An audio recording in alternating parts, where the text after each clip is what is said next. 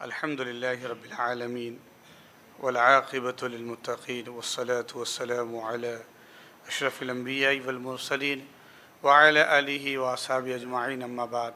قال الله تعالى في القرآن المجيد والفرقان الحميد: أعوذ بالله من الشيطان الرجيم. بسم الله الرحمن الرحيم. اقرأ باسم ربك الذي خلق. صدق الله العظيم. وقال النبي صلى الله عليه وسلم: اطلبوا العلم من المهد إلى اللحد او كما قال علیہ الصلوۃ والسلام.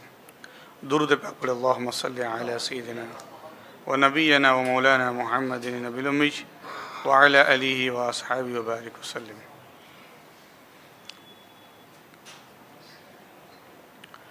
اللہ پاک کا عظیم احسان، رمضان المبارک کا آج تیسرا روزہ ہے اور ہم ظہر کی نماز کے بعد روشن مسجد میں فقہی درس میں موجود ہے، جس میں ہم عقیدے کے حوالے سے گفتگو کر رہے ہیں اور دینی مسائل بھی معلوم کر رہے ہیں، جس میں ابھی جو مسئلہ ہمارا جاری ہے وضو کے مسائل، طہارت کے مسائل اور روزے کے مسائل. تو مختصر 5-7 منٹ گفتگو کر کے ہم پھر انشاءاللہ سوالات جوابات کا سیشن ہوگا. کل ہم نے اب گفتگو کی کہ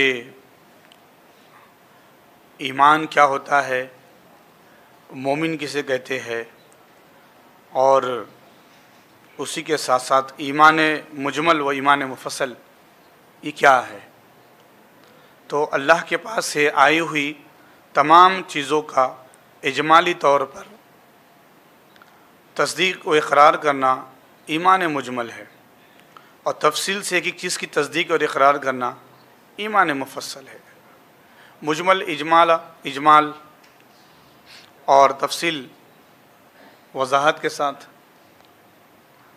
اب یہ ایمان مجمل کیا ہے اور ایمان مفصل کیا ہے؟ تو صفت ایمان مجمل: آمنت باللہ کما ہوا باسمائہ وصفاتہ وقبلت جمیع احکامی وارکانی. ترجمہ: اللہ کی جیسی ذات اور صفات ہے میں ان پر ایمان لایا اور اس کے تمام احکام اور ارکان کو قبول کیا. تو یہ ایمان مجمل ہے. پھر اس کی تفصیل بھی انشاءاللہ آئیں گی. یہ ایک جو ہے سرسری خاکہ ہے. ایمان مفصل: آمنت باللہ و ملائکتہ و کتبہ و رسلہ والیوم الآخر والقدر خیرہ و شرہ من اللہ تعالی والبعث بعد الموت. ترجمہ: میں ایمان لایا اللہ پر، اس کے فرشتوں پر، اس کی کتابوں پر، اس کے رسولوں پر اور قیامت کے دن پر اور تقدیر کی بھلائی اور برائی پر اور مرنے کے بعد پھر زندہ ہونے پر، کہ یہ تمام چیزیں اللہ کی طرف سے ہے. تو یہ چیزیں تمام عقیدوں کی اصل اور جڑ ہے. یعنی کہ 6 عقیدے جو صفت ایمان مفصل میں مذکور ہوئے ہے نا. اللہ پر ایمان لانا، فرشتوں پر ایمان لانا، اللہ کی کتابوں پر ایمان لانا، اللہ کے رسولوں پر ایمان لے آنا،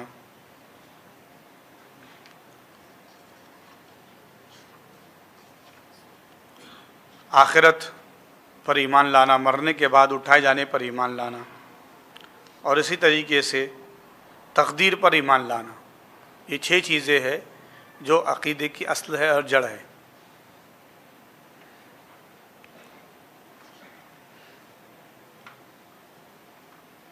ان میں سے کسی ایک کا بھی انکار کرنے والا کافر ہے. بس ان چیزوں کو بخوبی سمجھنے کے لیے ہر ایک کی جو ہے بہت اختصار میں ہم ان شارٹ تشریح پڑھیں گے ہم. تو اللہ پر ایمان لانے کا جو بیان ہے وہ بہت اہم ہے اور اس کو ہم مکمل تفصیل سے پڑھیں گے، کیونکہ آج ہمارا ایمان دن بدن کمزور ہوتا جا رہا ہے اور حالات کو دیکھ کر لوگ مرتد ہو رہے ہیں، دین سے پھر رہے ہیں، اور عجیب عجیب باتیں کر رہے ہیں کہ میں معاذ اللہ نماز پڑھنا میرے لیے ضروری نہیں، قرآن پڑھنا میرے لیے کیا ضروری ہے، معاذ اللہ یہ ہمارے جو حجاب والی خاتون ہے یا مسلمان بندہ ہے وہ کہتا ہے اللہ پر ایمان لانا کیا ضروری ہے کیا؟ کوئی ایسا کہتا ہے کہ کوئی خدا بھی ہے؟ تو ایتھسٹ ذہن اور ناستک جو ہے یہ مزاج آج کچھ عنصر بچوں میں آتا جا رہا ہے، جس کے لیے ہمیں بہت ضروری ہے کہ اللہ پر ایمان لانے کا بیان ہم اس کو محفوظ رکھیں اپنے ذہنوں میں۔ اللہ تعالیٰ کی صفات بے انتہا ہے، ان میں سے چند صفتیں یہاں بیان کی جا رہی ہے جو ہم غور کریں گے اور ذہن میں رکھیں گے۔ اللہ تعالیٰ اپنی ذات اور اپنی صفات میں اور افعال میں یکتا ہے، کوئی اس کا شریک نہیں۔ اس کی صفتیں ہیں وہ اس کے ساتھ ہے، وہ کرتا ہے، اس کے کرنے میں اس کے ساتھ کوئی شامل نہیں ہے۔ زمین، آسمان، چاند، سورج یہ سب چل رہے ہیں، یہ سب اسی کا نظام ہے۔ تو یہ یقین کرنا کہ صبح ہو رہی ہے، شام ہو رہی ہے، سورج نکل رہا ہے، یہ اللہ کر رہا ہے۔ وَالشَّمْسُ تَجْرِي لِمُسْتَقَرٍّ لَهَا ذَلِكَ تَقْدِيرُ الْعَزِيزِ الْعَلِيمِ، سورہ یاسین میں ہم پڑھتے ہیں سورج کا، چاند کا چلنا، یہ زمین اور آسمان کا نظام، یہ سب رزق وغیرہ جتنا بھی ہے، یہ سب معاملات اللہ چلا رہا ہے، اس میں کوئی اس کا شریک ہے نہیں ہے۔ تو اب اللہ تعالیٰ اپنی ذات اور صفات میں اور افعال میں یکتا ہے۔ ذات اللہ وہ خود سے اور ہمیشہ ہے، کوئی اس کی ذات میں شامل نہیں ہے۔ صفتیں اس کی ہے، تمام چیزیں، رزق دینا، مارنا، جلانا، یہ سب اس کی صفتیں ہیں، اور کام افعال جو نظام چل رہا ہے پورا، یہ سب اسی کے لیے خاص ہے، اس میں کوئی شریک نہیں۔ وہ اپنی ذات سے آپ موجود ہے، یہ نہیں کہ کسی نے اس کو موجود کیا ہو، یہ نہیں ہے، بلکہ وہ اپنی ذات سے خود موجود ہے۔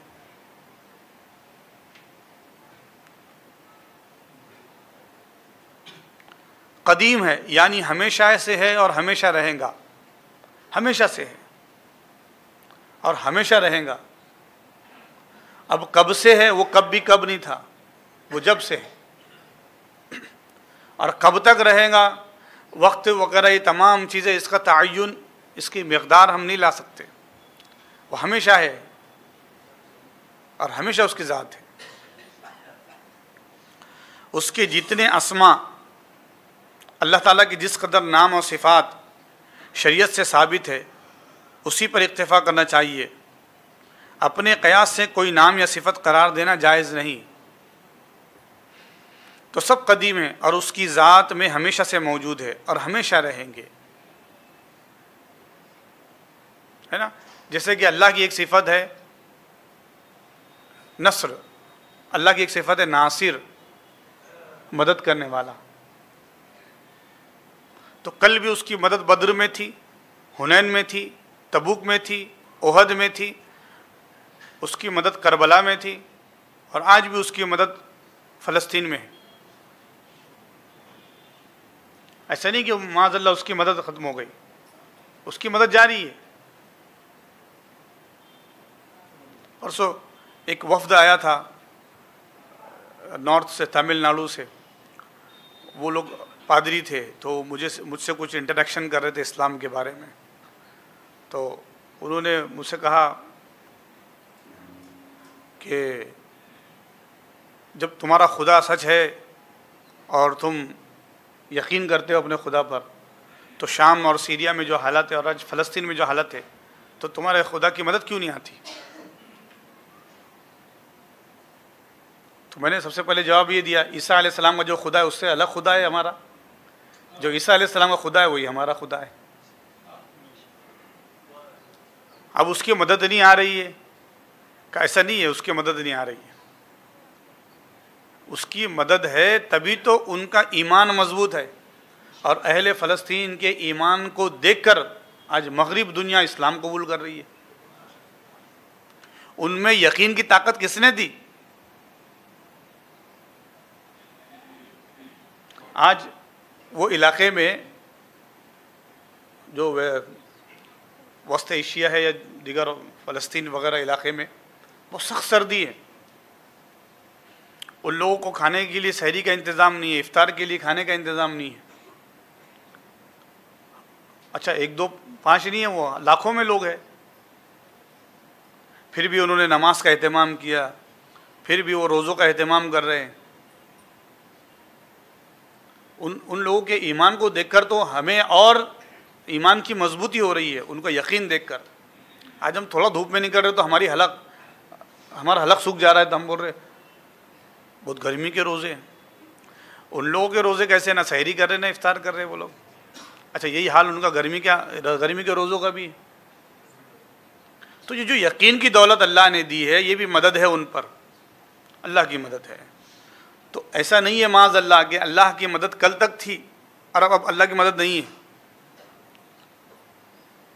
ہمیں یقین کرنا ہے، یہ ایمان ہمیں رکھنا ہوگا کہ اللہ کی مدد کل بھی ہے، آج بھی ہے اور ہمیشہ رہیں گی، وہ ناصر ہے۔ لیکن یہ بات ہے کہ وہ آزماتا رہتا ہے کہ میرا بندہ اس حالت میں کیسا ہوگا، وہ مجھے یاد رکھتا ہے یا بھول جاتا ہے۔ اللہ پاک اس کی ابتدا ہے نہ انتہا، وہ ہمیشہ ہمیشہ ہے، وہی اول اور وہی آخر ہے، وہی ظاہر ہے اور وہی باطن ہے، کہ ابد الآباد اور ہمیشہ ہمیشہ وہی ہے۔ اس کے سوا جو کچھ موجود ہے سب نو پیدا اور اسی کا پیدا کیا ہوا ہے۔ اور حادث ہے، یعنی کہ تمام چیزیں ختم ہونے والی ہے، ہر چیز ختم ہو جائیں گی، صرف باقی کون رہیں گا؟ اللہ۔ ہر چیز ختم ہو جائیں گی۔ اذا الشمس كورت واذا النجوم انقدرت واذا الجبال سيرت واذا العشار عطلت۔ یہ سورہ کویرت نے فرمایا کہ قیامت کے قریب سورج چاند لپیٹ دیے جائیں گے، آسمان لپیٹ دیا جائے گا، پہاڑ روئی کی طرح اڑتے پھریں گے۔ ہوا میں کیسے روئی اڑتی ہے، دھاگے اڑتے ہیں، تو یہ جو اتنے جبل یہ مضبوط پہاڑ اور یہ تمام چیزیں ہیں، یہ سب ختم ہو جائیں گے، لیکن اللہ کا ذکر باقی ہے اور اللہ کا نام باقی ہے، اس کی ذات موجود ہے۔ وہی سب کو فنا کر کے پھر دوبارہ مردوں کو قیامت میں زندہ کرنے والا ہے۔ وہی ساری مخلوق کا روزی رسا ہے، ساری مخلوق کو روزی دینے والا وہی ہے۔ وہ کسی کا محتاج نہیں، ساری دنیا اس کی محتاج ہے۔ یہ یقین ایمان والے کے دل میں ہونا چاہیے۔ وہ سب سے نرالا ہے، کوئی اس کے مثل و مانند نہیں۔ وہ تنہا ہے، وہ یکتا ہے، اس کی مثل کوئی نہیں۔ اس کے ماں باپ، جورو، بیٹا بیٹی کوئی نہیں۔ لم یلد ولم یولد۔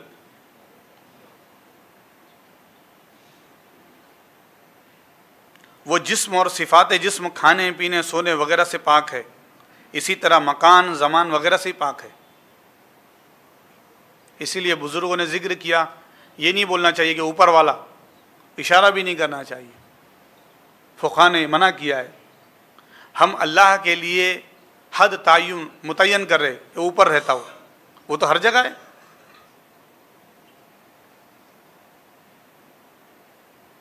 تو اللہ پاک جسم و جسمانیات سے بھی پاک ہے، وہ سراپا نور ہے۔ مکان و مکانیہ سے پاک ہے کہ وہ فلاں مکان ہے اس کا، کہ جسم کے اعضاء ہے، معاذ اللہ رب العالمین، کچھ نہیں۔ وہ سونے اونگرے سے تمام چیزوں سے پاک ہے۔ وہ زندہ ہے مگر ہماری طرح اس کی شکل و صورت نہیں، وہ نور ہے۔ وہ ہر چیز کو دیکھتا ہے لیکن ہماری طرح اس کی آنکھ نہیں۔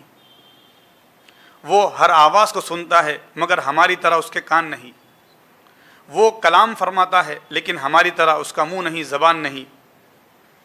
خدا کی صفتیں مخلوق کی صفتوں سے اصلاً مشابہ نہیں، اور نہ وہ مخلوق کے وہم و قیاس میں آ سکتی ہے، بلکہ مخلوق کی صفتیں ایک ادنا سا نمونہ ہے۔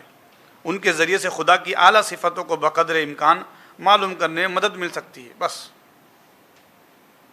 کہ آدمی اچھا بولتا ہے، بہت اچھی گفتگو کرتا ہے، تو یہ قدرت اللہ نے دی ہے، تو اللہ کے کلام میں کیا شان ہوں گی، کیا مٹھاس ہوں گی، ہم یہ سوچ سکتے ہیں۔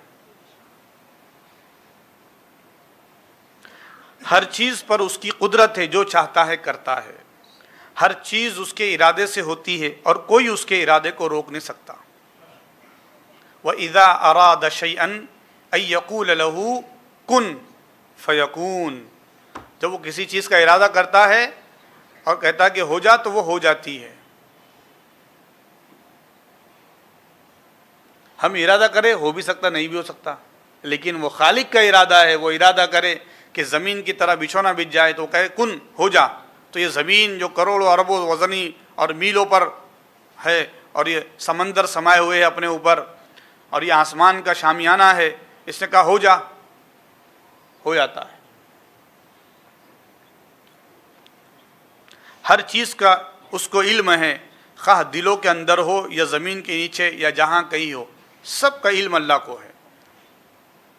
قُلْ إِن تُخْفُوا مَا فِي صُدُورِكُمْ أَوْ تُبْدُوهُ يَعْلَمُهُ اللَّهُ، جو تمہارے دلوں میں چھپا ہے، جو ظاہر ہے، اس کا بھی علم اللہ رکھتا ہے۔ اور یہ یقین ہمارے اندر اپنے کو پیدا کرنا ہوگا، ہم جو کچھ کر رہے ہیں وہ سب اللہ دیکھ رہا ہے۔ وہی جلاتا ہے، وہی مارتا ہے، وہی بیمار بناتا ہے اور وہی شفا دیتا ہے۔ وَإِذَا مَرِضْتُ فَهُوَ يَشْفِينِ، ابراہیم علیہ السلام فرماتے ہیں میں جب بیمار ہوتا ہوں تو شفا میرا اللہ دیتا ہے۔ سورۃ الشعراء۔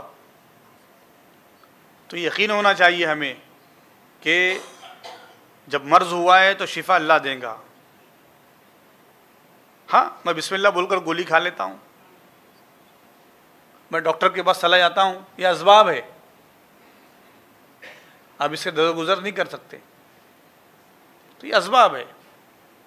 طبیب ہے، ڈاکٹر ہے، کرانہ دکان ہے، بولے اللہ رزاق ہے، میرے گھر میں گیہوں اترے گا، تو وہ منّا و سلوا وہ موسیٰ علیہ السلام کے دور میں اترتا تھا، لیکن انہوں نے بھی کیا کہا کہ ہمیں اگی ہوئی چیز کھانا ہے۔ تو یہ اسباب ہے اللہ نے بنائے ہیں۔ تو جلاتا وہی ہے، مارتا وہی ہے، وہی بیمار بناتا ہے، وہی شفا دیتا ہے، وہی عزت و ذلت دیتا ہے اور وہی نفع و نقصان پہنچاتا ہے۔ اس کا کوئی کام حکمت سے خالی نہیں، ہر چیز میں حکمت ہے، کوئی نہ کوئی پوشیدہ چیز ہے، کوئی راز ہے۔ قرآن پاک میں اللہ فرماتا ہے نا کتب علیکم القتال وهو کرہ لکم وعسى ان تکرہوا شیئا وهو خیر لکم، تم کسی چیز کو ناپسند کر رہے ہو لیکن اس میں بھلا تمہارا اسی میں رکھا ہے، اور کسی چیز کو تم پسند کر رہے ہو مجھے مل جائے نہیں ملتی، شاید وہ ملنے سے تمہیں تکلیف ہوتی ہو جائیں گی۔ اس کی مثال ہمیں ملتی ہے دور رسالت میں۔ ایک مسلمان تھے، انہوں نے کہا کہ میرے بکریوں کے اضافے کے لیے دعا کیجئے، حضور سے فرمایا، حضور خاموش رہے۔ پھر انہوں نے ایک دو دن کے بعد اور کچھ بولا، پھر ایک بار اڑ گئے، آپ دعا کیجئے میرے مال میں برکت کے لیے، آج آپ دعا ہی کریں گے رسول اللہ۔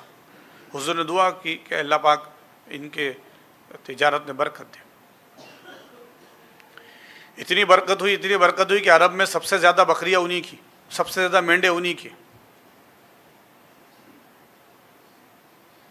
پھر وہ نمازوں کو آنا کم کر دیا انہوں نے۔ تو نگاہ نبوت دیکھ رہی تھی نا، وہ حکمت یہ تھی۔ اچھا یہ تو ہوا، اس کے بعد جب زکوٰۃ جمع کرنے والے لوگ جب گئے تو انہوں نے کہا کہ میں بعد میں دیکھوں گا، جا کے تم کسی اور گاؤں میں جا کے آؤ۔ زکوٰۃ بھی نہیں دی، حتیٰ کہ حضور کا وصال بھی ہو گیا۔ پھر ان کی جب بکریاں کم ہونے لگی تو پھر آئے وہ حضرت ابوبکر کے پاس، تو فرمایا کہ وہ میری زکوٰۃ دے لو، تو کہا رسول اللہ کے وقت نہیں دی تم نے، اب ہم نہیں لی جائیں گے۔ اب حضرت عمر کے دور میں وہ رونے لگے، گڑ گڑانے لگے۔ تو اب دیکھیے نا، انما اموالکم واولادکم فتنہ، جو قرآن پاک میں اللہ نے فرمایا تمہارا مال اور تمہاری اولاد تمہاری آزمائش اور تمہارا فتنہ ہے تمہیں ڈالنے کے لیے۔ تو یہ حکمت ہے۔ نبی پاک خاموش ہے، ان کے لیے دعا نہیں کر رہے، اس کے لیے کچھ پوشیدہ راستہ معاملہ تھا۔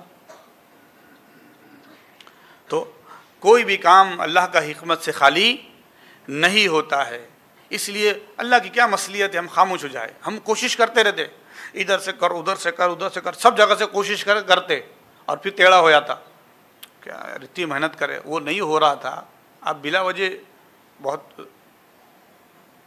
کوشش کیا آپ نے۔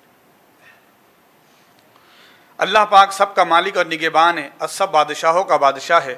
وہ تمام خوبیوں اور کمال کی صفتوں سے موصوف اور زوال کی علامتوں اور کل عیبوں سے پاک ہے نا، کہ کچھ ختم ہو جائیں گا یا کمی ہو جائیں گی، اس کے خزانے میں ایسا کبھی نہیں ہے، کبھی نہیں ہے۔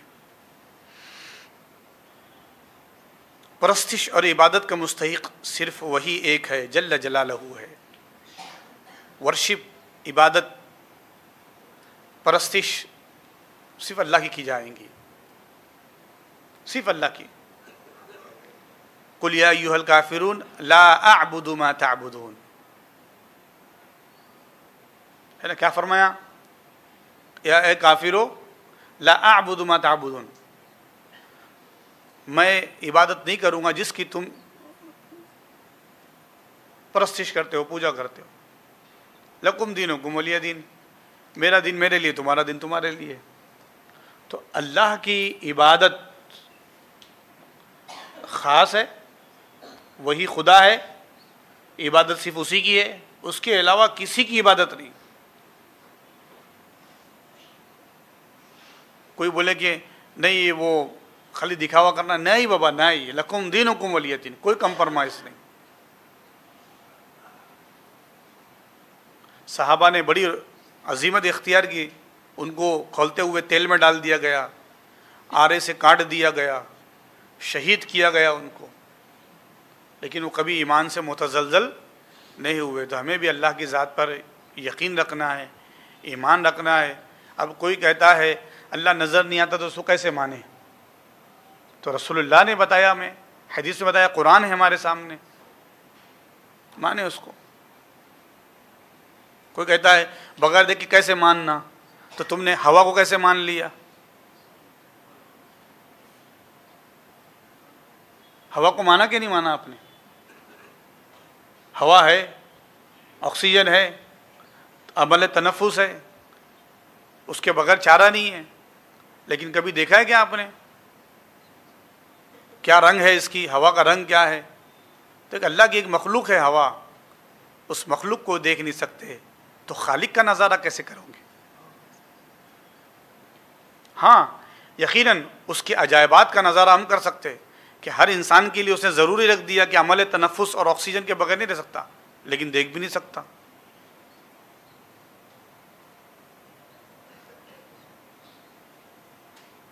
تو کئی ایسی چیزیں ہیں جو ہمیں نظر نہیں آتی، تو معلوم یہ ہو کہ وہ اس کی شان ہے، اس کی عظمت ہے۔ اللہ ہم سب کو اللہ پر یقین یعنی کہ مضبوطی نصیب فرمائے، ایمان اور اسلام کا یقین ہمارے دلوں میں معجزہ فرمائے۔ درود پاک پڑھ، اللہم صلی علی سیدنا و نبینا و مولانا محمد النبی الامی وعلی آلہ و اصحابہ وبارک وسلم، صلاۃ و سلام علیک یا رسول اللہ صلی اللہ تعالی علیہ وسلم۔ حاضرین گرامی، ہم وضو کے مسائل دیکھ رہے تھے اور وضو کے مسائل پڑھ رہے تھے۔ وضو نماز کے لیے فرض ہے، خواہ نماز فرض ہو، نفل ہو، واجب ہو، سنت ہو، نماز جنازہ ہو یا سجدہ تلاوت ہو، تو یہ ضروری ہے۔ بلا غلاف قرآن شریف چھونے کے لیے بھی وضو ضروری ہے۔ تو یہ فرائض میں آ گیا کہ قرآن پاک میں اللہ فرماتا ہے انہیں پاک اور صاف ستھرا آدمی ہی سے چھو سکتا ہے قرآن کو۔ تو قرآن کو چھونے کے لیے بغیر غلاف، اگر غلاف میں ہے تو آپ بغیر وضو اس کو پکڑ کے اوپر رکھ سکتے ہیں، کپڑے میں ہے تو، ہے نا، پاکیزہ صاف ستھرا کپڑے سے پکڑ کے اوپر رکھ سکتے ہیں ہم۔ اسی طریقے سے وضو واجب ہے کعبے کے طواف کے لیے۔ فرض کس کے لیے تھا وضو؟ سنت، نفل، نماز جنازہ، تلاوت کا سجدہ، قرآن کو چھونے کے لیے۔ اور واجب کب ہے؟ کعبے کے طواف کے لیے۔ سنت ہے غسل سے قبل، ہے نا، جب ہم غسل کر رہے ہیں تو غسل کے لیے پہلے کیا کرنا ہے؟ غسل میں 3 فرائض ہے، 3 واجب ہے نا غسل میں، کلی کرنا، ناک میں پانی ڈالنا اور پورے بدن پہ پانی بہانا، تو یہ واجب غسل ہے۔ واجبات ہے، لیکن اس میں سنت کیا ہے؟ وضو کر لیا آپ نے۔ اب وضو کرے آپ تو وضو میں ناک میں پانی ڈالنا بھی آ گیا، کلی کرنا بھی آ گیا، چہرہ دھونا بھی ہو گیا، البتہ پورے بدن میں تو پانی بہا نہیں، ورنہ غسل ہی کا ہوا۔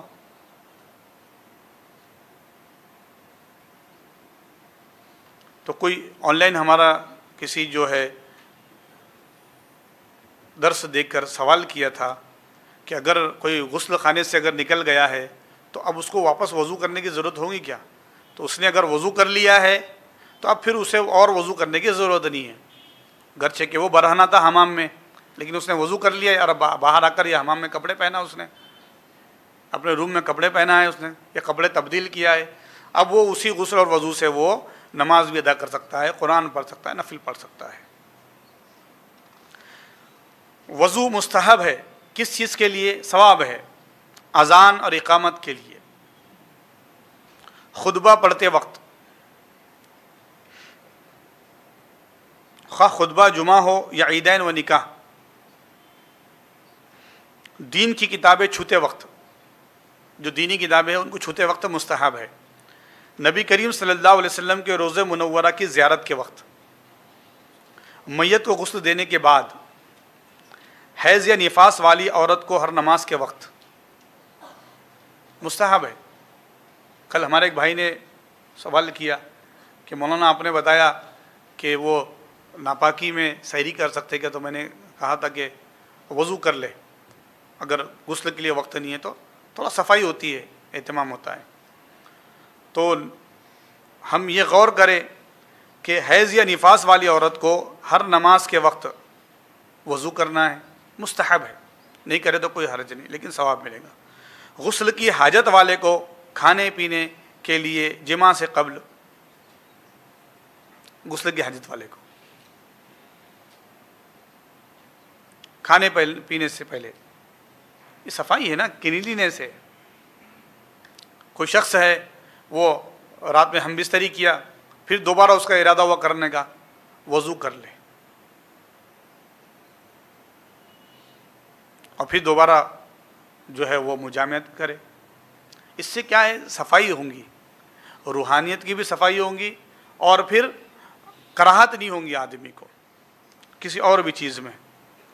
اونٹ کا گوشت کھانے کے بعد بھی وضو کرنا مستحب ہے، عضو مخصوص کو چھو لینے پر وضو کرنا مستحب ہے، کسی عورت کے جسم کو چھونے پر وضو کرنا مستحب ہے، جھوٹ اور غیبت کے بعد وضو کرنا مستحب ہے، کہہ کہا لگانے پر مستحب ہے، سوتے وقت مستحب ہے، سو کر اٹھنے کے بعد مستحب ہے، ہر نماز کے لیے اگرچہ وضو ہے لیکن پھر بھی سوچا کہ چلو تازہ وضو کروں گا، تو اس سے ایمان میں اضافہ ہوتا ہے، تقویت بڑھتی ہے، روحانیت کے درجے بڑھتے ہیں۔ تو ہمیں یہ کوشش کرنی ہے کہ یہ وضو ان موقعوں پر مستحب ہے۔ تو ہم نے سمجھ لیا، ہم نے مستحب کب ہے، سنت کب ہے؟ غسل سے پہلے، واجب کعبے کے طواف کے لیے، اور فرض کب ہے وضو؟ نوافل سنت فرض کی ادائی کے لیے یہ ہے۔ تو یہ تھوڑے تھوڑے ہم جو مسائل بتا رہے ہیں، ہم اس کو ذہن میں رکھیں۔ انشاءاللہ ہم وضو کے صحیح ہونے کی شرطیں اور وضو کا طریقہ کیا ہے انشاءاللہ کل پڑھیں گے۔ درود پاک پڑھ لیجیے، اللہم صلی علی سیدنا و نبینا و مولانا محمد بارک وسلم، صلاۃ و سلام علیک یا رسول اللہ یا حبیب اللہ صلی اللہ تعالی علیہ وسلم۔ حاضر گرامی، ہم روزے کے مسائل دیکھ رہے تھے، اور روزے کے مسائل میں ہم نے روزے کی تعریف معلوم کی۔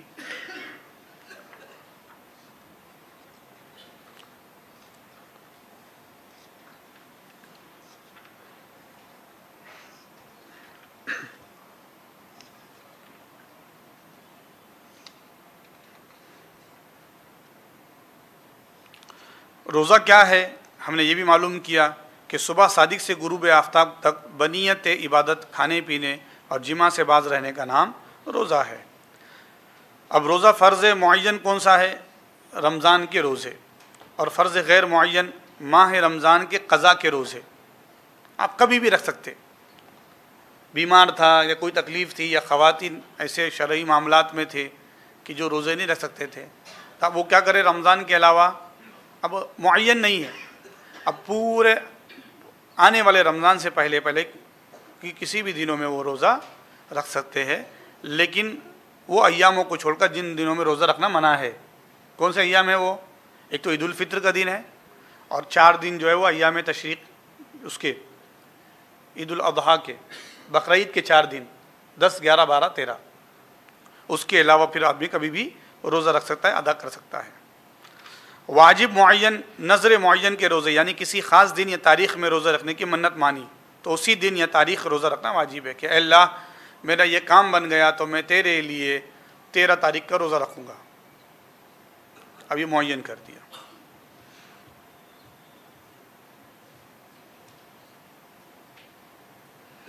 تو یہ روزوں کی کچھ شکلیں ہیں.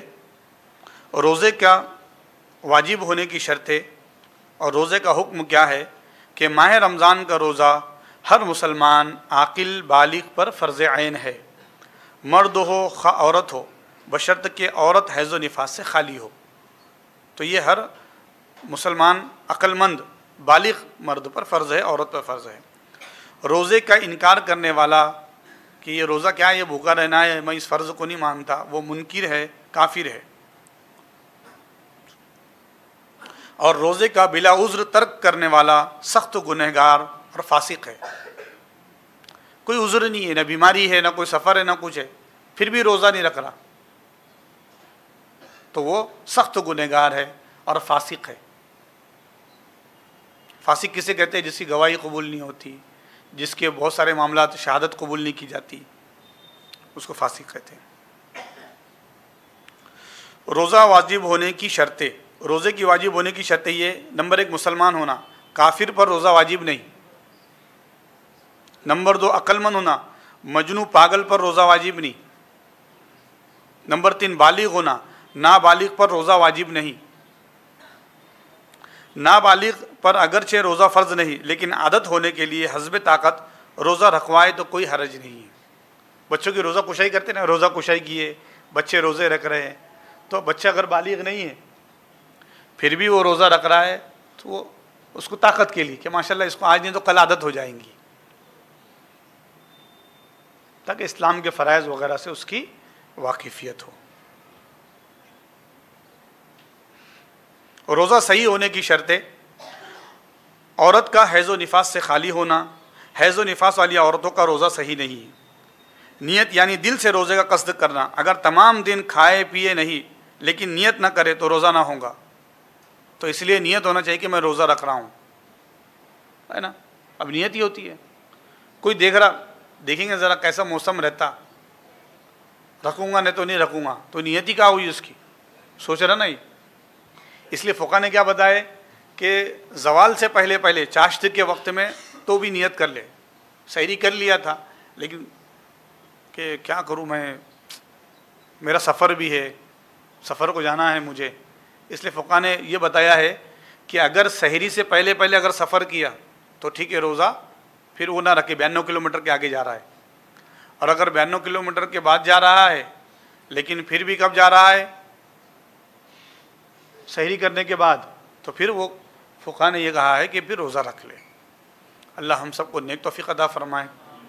اور بس اب کچھ منٹ رہ گئے، انشاءاللہ گفتگو ہوں گی ہماری سوال و جواب پر، اور کل ہم انشاءاللہ اس کو کنٹینیو کریں گے، کیونکہ یہ روزانہ چل رہا ہے، 30 روز تک ہے، تو کوئی ہمیں اجلت بھی نہیں کہ ایک ساتھ پورا خرچ کرے پورا وقت. ایک بھائی نے سوال کیا ہے انسٹاگرام پر یا پھر یوٹیوب وغیرہ پر کہ میرا سوال یہ ہے کہ اگر ہم وضو میں نہیں ہے تو کیا ہم قرآن سن سکتے ہیں؟ جی ہاں، سن سکتے ہیں.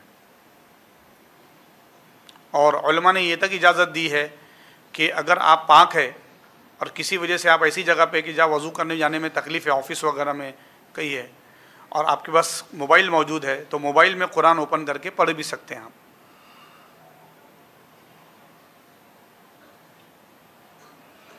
ایک بھائی نے یہ سوال کیا کہ غسل کے بعد وضو کرنا پڑتا ہے یا نہیں. تو اگر آپ نے وضو سے پہلے غسل سے پہلے وضو کر لیا جو سنت وضو ہے تو پھر آپ کو کرنے کی ضرورت نہیں. اور آپ اگر وضو نہیں کیا خالی بس نہا لیا آپ نے تو پھر آپ کو وضو کرنا ہے. اور جو غسل سے پہلے آپ نے وضو کیا ہے اب وہ وضو کافی ہے تمام چیزوں کے لیے، عبادات کے لیے، نماز کے لیے.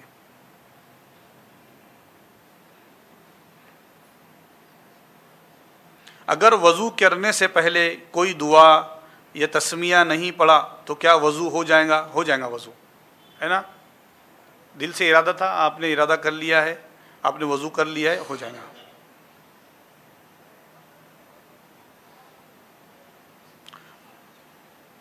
وضو کرنے کے بعد دانت میں سے خون آتا ہے تو کیا واپس وضو کرنا پڑے گا؟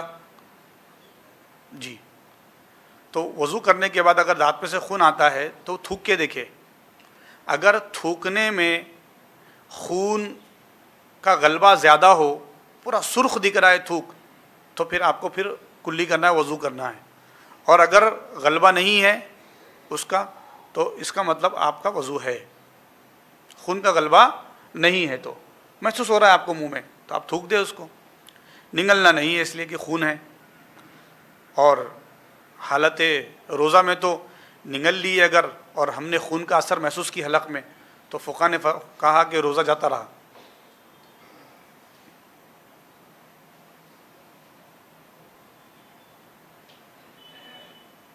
وضو کرنے کا طریقہ کیا ہے؟ تو انشاءاللہ کل درس میں وضو کرنے کا طریقہ آ جائے گا تو وہ کل ہم انشاءاللہ ذکر کریں گے. وضو کس چیز سے ٹوٹتا ہے تو وہ بھی انشاءاللہ کل پرسوں درس میں آ جائے گا انشاءاللہ، تو اس کو شامل کریں گے ہم.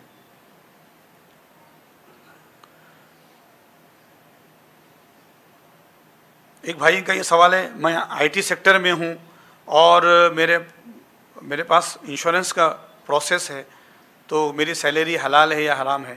تو یہ دارالحرب ہے، غیر مسلم ملک ہے، اس وجہ سے یہاں پہ مسائل میں اختلافات ہے. کچھ فقہا، کچھ علماء کہتے ہیں کہ انشورنس جائز ہے یہاں حالات کے اعتبار سے، کچھ علماء کہتے ہیں کہ جائز نہیں ہے. بہتر یہ کہ ان تمام چیزوں سے بچیں. تو جو بھائی ہمارے وہ آن جاب ہے تو وہ ابھی وقت ضرورت جاب کرتے رہے، لیکن کسی اور جاب کی بھی یا کسی اور اس سیکٹر میں کسی اور فیلڈ میں کام کرنے کی کوشش کرے اور جد و جہد کرے. ان کو جیسی دوسرا اور کوئی فیلڈ ملتا ہے، کوئی اور ورک ملتا ہے تو وہ اسے فوراً اپلائی کر لے اس کو.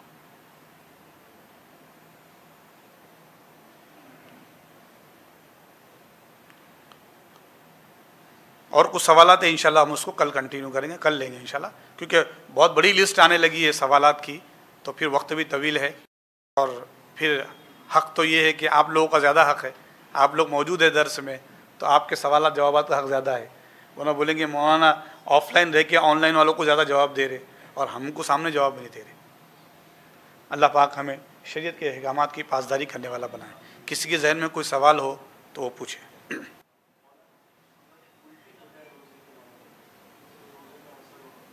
نہیں ہوتا ہے، روزے پہ اثر نہیں ہوتا ہے. الٹی ہونے سے روزے پر اثر نہیں ہوتا ہے. ہاں اگر جان بوجھ کر ہم انگلی ڈال کر الٹی کر رہے ہیں، منہ بھر کر الٹی ہو رہی ہے تو جان کر اگر ہم نے تکلیف ہو رہی ہے اور کچھ نکالا ہے کھانا، اس صورت میں انشاءاللہ جو ہے ہمیں روزہ قضا کرنا ہوگا ورنہ روزہ قضا نہیں کرنا ہوگا. اس کی اور تفصیلی گفتگو انشاءاللہ روزوں کے مسائل میں آئیں گی تو انشاءاللہ ذکر کریں گے. وصلی اللہ تعالی علی خیر خلق سیدنا و نبینا و مولانا محمد وعلی آلہ و صحبہ اجمعین والحمد للہ رب العالمین.